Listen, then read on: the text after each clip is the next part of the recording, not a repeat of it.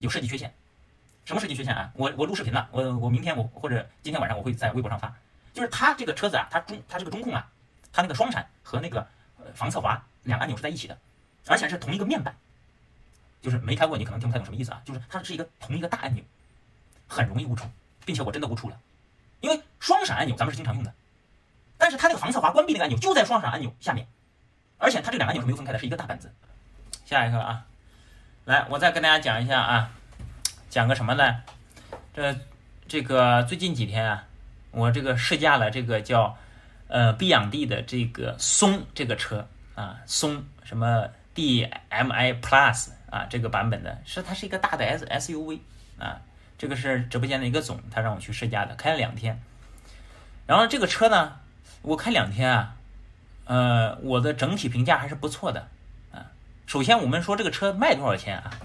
这个车它还挺大的，我一开始我真不知道这车的多少钱，后来我去搜了一下，这个车落地价是13到14万就能落地，好像是啊，我不太准确，有可能不准确啊。然后呢，这个车的整体体验怎么样呢？我觉得还不错。为什么呢？第一，它空间特别大，就是说你坐一家5口，轻轻松松。就第二点呢，就是说，就是作为一个基本的一个车子的基本功能都有啊，就是说都具备，然后呢，还算比较省油啊。我开了2天，总共是加了15升的油，2天半加了15升的油啊，还算比较省油，一天可能5到6个油吧啊。然后呢，然后这个我说一下它不好的地方吧。它不好的地方是什么呢？就第一点啊，就是确实就这个价位的车子啊，没有什么操纵性的。为什么呢？因为我是开完 Model Y 之后，我是开的这个车，就是它的这个方向盘啊，就虚位特别大，就是你坐上去之后，你能明显感觉到这个车子挺廉价的，就是从操控上来讲就挺廉价的，这是第一点，就虚位就特别大。第二点呢，我老听别人说 Model Y 的悬挂硬，我说实话我也不知道这个，就是我做 Model Y， 我说实话我没有什么感觉的，就硬不硬，我觉得这正常的车的一个表现吧。就我做了这个松这个车，我才知道这个悬挂是真的硬，就是你过一个那个路上那个坎儿啊，你那个屁股恨不得能颠起来啊。那么这是第二点。第三点呢，有设计缺陷。什么设计缺陷啊？我录视频了，我明天或者今天晚上我会在微博上发。就是它这个车子啊，它这个中控啊，它那个双闪和那个防侧滑两个按钮是在一起的，而且是同一个面板。就是没开过你可能听不太懂什么意思啊，就是它是同一个大按钮，很容易误触，并且我真的误触了。因为双闪按钮咱们是经常用的，但是它那个防侧滑关闭那个按钮就在双闪按钮下面，而且它这个两个按钮是没有分开的，是一个大板子，我就误触把防侧滑给关了。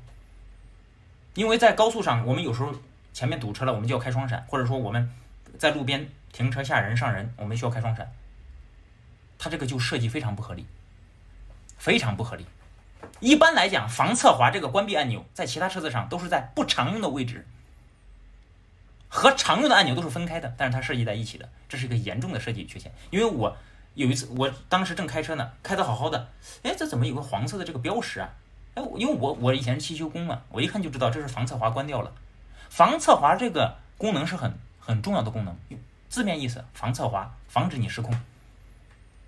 这是我懂，我知道我关了，我才去排除这个问题的。你不懂，你关了，你上高速了，下雨天，很危险。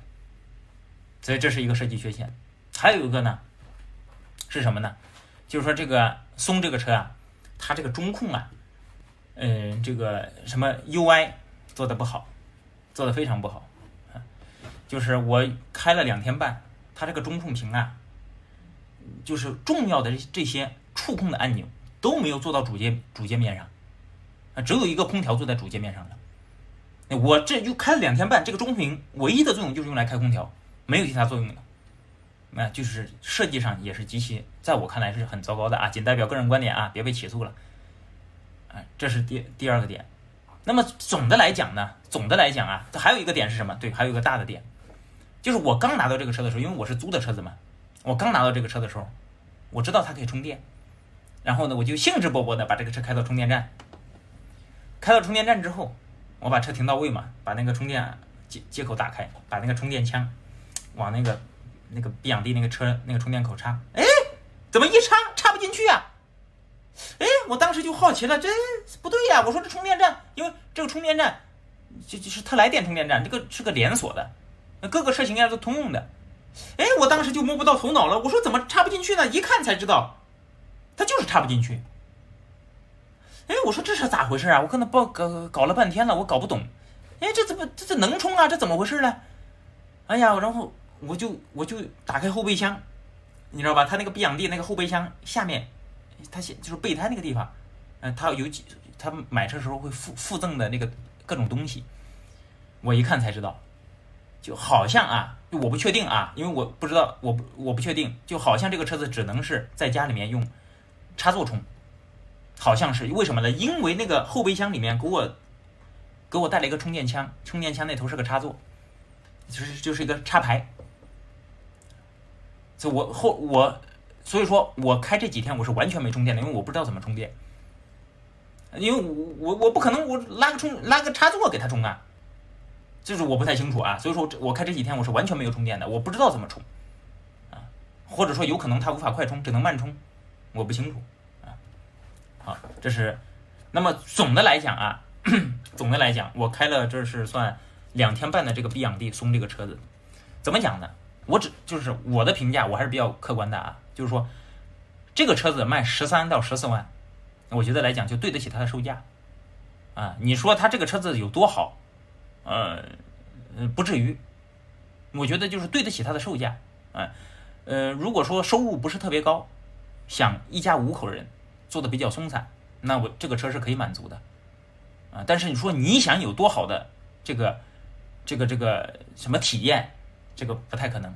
这个车子跟这个售价，我觉得是对得起的啊，这是我的一个评价，我还是比较公允的吧，是不是？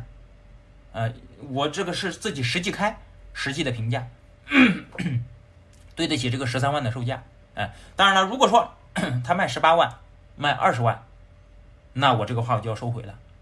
这个话我就要收回了啊！如果说他卖18万、卖20万就要收回了，我仅限于他卖13到14万这个区间，这是我作为一个这个用户开了2天半的一个感受啊！当然了，麦下肯定有网友说，你再去给我试一下菊花啊，可以啊，没问题。你们想看我去试驾菊花的车子吗？我可以试驾，但租这车子确实挺贵的啊！你这个菊花的厂商，你不行了，送2台问钩让我开2天。你开的好了我也夸你，是不是？你开的不行了我也得这个喷你，对吧？啊，我是欢迎试驾各个厂商的车子的啊，各个厂商的车子啊我都敞开怀抱啊，我都可以试驾啊。这是我过去2天半这个开这个比亚迪这个车子一个总结啊。